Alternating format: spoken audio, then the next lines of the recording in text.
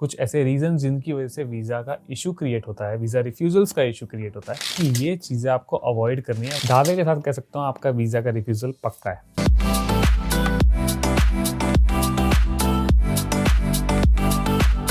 Hi guys, hello and welcome back to another vlog. This is Caps Vlog and today we are going to talk about some of the topics, some of the reasons जिसकी वजह से अभी student visa में refusal आने के chances बहुत ज़्यादा हो गए हैं। तो अभी जुलाई इनटेक शुरू हो चुका है और जुलाई इनटेक में आप लोगों को पता है कि वीज़ा के जो चांसेस हैं वो अप एंड डाउन चले जा रहा है। लेकिन काफ़ी सारे गुड न्यूज़ भी आ रही है कि बच्चों के वीज़ा आ रहे हैं एंड उसके रिलेटेबल कुछ कंडीशंस ऐसी क्रिएट हो रही हैं जिनकी वजह से वीज़ा के रिफ्यूजल्स भी आ रहे हैं। अगर मैं स्पेसिफाई कर सकूं कुछ ऐसे रीजन जिनकी वजह से वीज़ा का इशू क्रिएट होता है, वीज़ा रिफ्यूजल्स का इशू क्रिएट होता है, तो maybe some of the students will be getting quite good amount of help, जिससे कि वो लोग वो गलतियां ना करके अपने वीज़ा की फाइल जितना फास्ट फॉरवर्ड हो सकता है और जितना ईजी पीजी मोड में उनके पास वीज़ा आ सकता है उस पर प्रोसेस पे काम कर सकें। मैं कुछ रीजंस देने वाला हूँ आपको, एक एक करके इसको समझने की कोशिश करते हैं और आप ध्यान रखिएगा कि ये चीज़ें आपको अवॉइड करनी है while applying for your particular student visa in July intake, और मे बी अगर आप आगे भी इनटेक में अप्लाई करते हो तो। एक पहला मेजर रीज़न है, अगर मैं स्टार्ट करूँ थोड़ा सा, तो मार्च में जब जीएसटी अप्लाई किया इन लोगों ने, तो जीएसटी के बाद इंटरव्यू वीडियो कॉल्स आने के भी ऑप्शन हर टाइम लगे रहते हैं, ठीक है। तो इंटरव्यू वीडियो कॉल्स आने के बाद कुछ बच्चे जो अभी फिलहाल गलतियां कर रहे हैं कि इंटरव्यू के दौरान आपसे कुछ क्वेश्चन पूछे जाते हैं, वही सेम क्वेश्चन जो आपको जीएसटी के अंदर आंसर करने हैं। आपको इंटरव्यू के अंदर ये चीज़ समझानी है कि मैं ये स्टडी पर्टिकुलर स्टडी करने के बाद या फिर पर्टिकुलर स्किल सेट गेन करने के बाद वापसी आऊँगा। चलो ठीक है, आपने लिख दिया, मेक सेंस, लेकिन आप लोग इसको डिफाइन भी तो करो। तो आपको आंसर में लिखना आसान है बट इंटरव्यू में बोलना इज क्वाइट डिफिकल्ट। तो मैं कुछ चीज़ें बताऊंगा, वो आप शायद अगर मेंशन करते हो इंटरव्यू के अंदर, then it will be great for you to make an impression on the person who is taking your interview in GST exam for getting your student visa. Also इस चीज़ में एक चीज़ और ऐड ऑन कर रहा हूँ मैं कि यूजुअली बच्चे क्या करते हैं, उन्हें बस फाइल लगाने से मतलब है, तो एजेंट के थ्रू वो फाइल लगा रहे हैं, एसओपी में लिख रहे हैं, या फिर जीएसटी एग्जाम जो रिटर्न में है उसमें अपने एजेंट की हेल्प के थ्रू जो उन्होंने सिखाया वो लिख दिया। बट अगर आपसे वर्बली कोई पूछे तो वर्बली आपके पास आंसर्स नहीं होते। ये कुछ केसेस में है and this is one of the reason where the immigration officer has an impression कि इस बच्चे को बस आने से मतलब है, इसको पर्टिकुलर क्वेश्चंस का आंसर्स भी नहीं पता, तो ये यहाँ आने के बाद ऑब्वियसली वापसी नहीं आने वाला। और ये लोग इस टाइम माइग्रेशन को लेकर इतना ज़्यादा स्ट्रिक्ट हैं, specially because of housing crisis and all. उस चीज़ के रिलेटेड मैं कुछ पॉइंट बता रहा हूँ, कीप देम इन माइंड। जब ये लोग आपसे पूछें कि आपका इंटेंट है वापसी आने का, आपने मेंशन किया है, या फिर आपसे जनरली क्वेश्चन बोलें कि आप यहाँ पढ़ने के बाद क्या करोगे, तो आपने बोल दिया कि I have an intention of coming back to the same nation where I belong which is India, right. समझाने के लिए लोग जो रीज़न देते हैं, एक तो ये कि मेरा पर्सनल बिलोंगिंग है, मीन्स मेरे पर्सनल रीजन्स लाइक पेरेंट्स हैं, या फिर मेरी पूरी फैमिली यहीं बिलोंग करती है, या फिर मेरे पास अच्छा खासा बिजनेस है, ये सब है, तो मैं इन सब रीज़न की वजह से वापसी आऊँगा। Personal reasons do matter but not that much actually. आपको उनको कन्विंस करने के लिए कोई ऐसी चीज़ बोलनी पड़ेगी जिससे वो समझ सके कि हाँ, दिस गाय और this girl will come back to the same nation after studying. उसमें आपको कुछ नहीं करना, उस आंसर को कोरिलेट करना है अपने करियर के पास।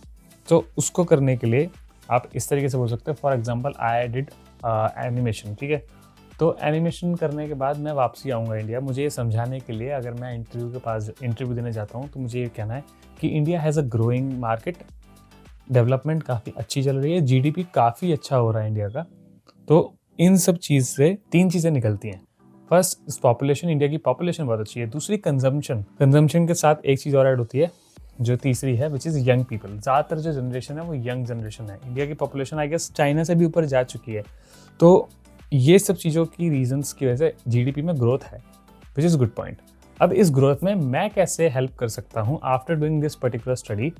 मेरे पास इतना स्किल सेट होगा कि I can be like a pole for the nation, कि मैं खड़े होकर के अपने देश की हेल्प कर सकूँ। तो ये सब चीज़ रीजंस अगर आप अपने करियर से रिलेट करते हो, स्किल सेट से रिलेट करते हो after doing that particular study, तो you are like making enough points to ensure that you will go back to the same nation. And immigration officer के पास मुश्किल से 2 मिनट के अंदर अंदर आपका इंप्रेशन पता चल जाएगा कि आप जेन्युइन स्टूडेंट हो, आप सिर्फ जाना चाहते हो, पढ़ना चाहते हो, and then you would like to come back to the same nation to serve your own country. Also एक छोटा सा सब पॉइंट हो रहा है, जब आप इंटरव्यूज में बैठो तो जब आप इस क्वेश्चन का आंसर दो तो ये जीटीपी का अगर जो आप एग्जैक्ट अमाउंट मेंशन कर सकते हो इट विल बी ग्रेट। जिस particular field for example animation field है तो कितने स्टूडियोज हैं और ये सब है, अगर आप ये मेंशन कर सकते हो इट विल बी ग्रेट। तो जितने पॉइंट्स अगर आप मेंशन करो इंटरव्यू के आंसर में, डेटा मेंशन करो, तो उससे पता चल जाएगा कि हाँ भाई इस बच्चे ने पर्टिकुलर पढ़ाई करी है, पर्टिकुलर नॉलेज ली है before coming on these aspects of the points to mention in the interview. Okay, and also ये पॉइंट्स आप जीएसटी एग्जाम में भी मेंशन करना मत भूलना, राइट। इंटरव्यू पार्ट हो गया। अगला जो पार्ट है जो एक रीज़न है बहुत स्टूडेंट वीज़ा रिफ्यूज़ल पे, वो है इनसफिशिएंट फंड्स, मतलब इनसफिशिएंट फाइनेंशियल सपोर्ट।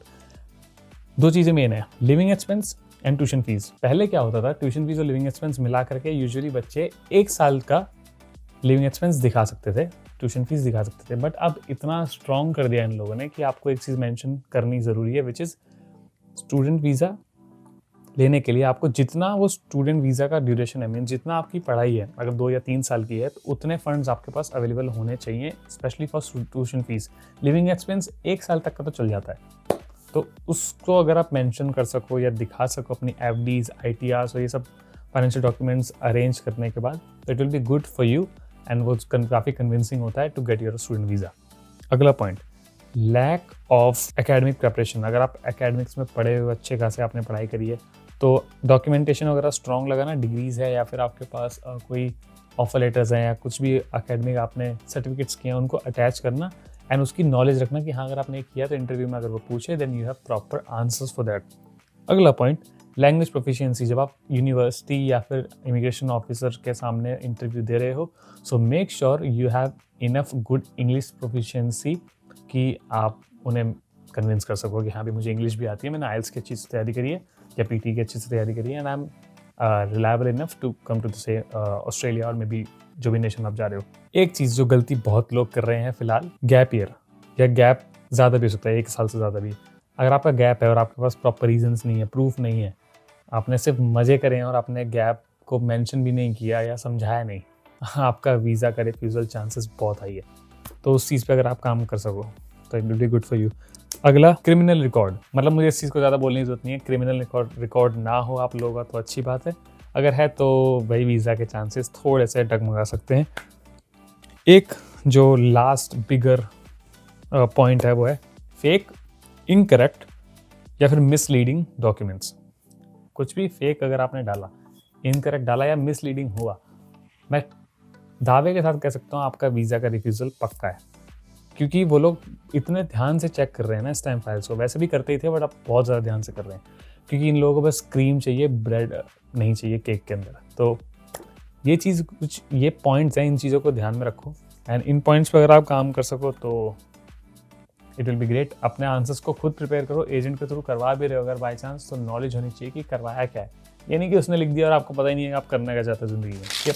सो ये कुछ पॉइंट्स है, ये कुछ रिफ्यूज़ल ना लेने की टिप्स हैं जो चाहूँगा मैं कि आप अपने दिमाग में रखो एंड इन पे थोड़ा काम करो, थोड़ा सा अच्छे से ध्यान दो। एंड रिफ्यूज़ल्स के साथ चलो इतना मैं जाऊँगा नहीं, बट हाँ गुड न्यूज़ ये है कि वीज़ाज आ रहे हैं। तो अगर आप even if you are thinking of flying for November intake और मे be February intake, keep this points in mind. Yup, so this was the video. I hope you like the video, I hope आपको समझ में आया होगा मैं कहना क्या चाह रहा हूँ। सो मेरा इंस्टाग्राम का लिंक डिस्क्रिप्शन में, दोनों इंस्टाग्राम का फॉलो करना चाहे कर सकते हो। क्वेश्चन है भेज दो, यूट्यूब में भरना है कमेंट भर दो, मैं हर दिन आधा घंटा देता हूँ ताकि मैं आप लोगों के रिप्लाईज कर सकूँ। तो yup, like share and subscribe. This is caps lock signing of.